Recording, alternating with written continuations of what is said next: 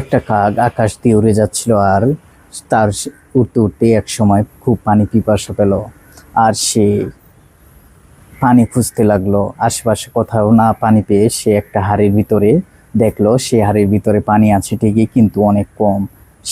সে তার গলা সেই পানি অবধি যাচ্ছিল না। সে খুব চিন্তিত হয়ে গেল, তার তো পানি খাওয়া লাগবে। সে আশেপাশে কিছু পাথর দেখতে পেল। সে বুদ্ধি করে সেই পাথরগুলো ওই হাড়ির মধ্যে ফেলতে লাগলো। ফেলতে ফেলতে এক সময় প্রায় হাড়িটা ভর্তি হয়ে এলো, আর পানিটা উপরে উঠলো। আর সে তৃপ্তি করে পানি খেলো, পানি পান করলো।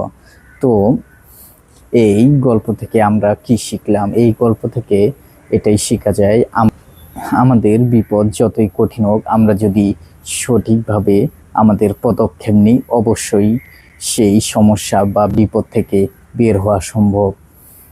ধন্যবাদ।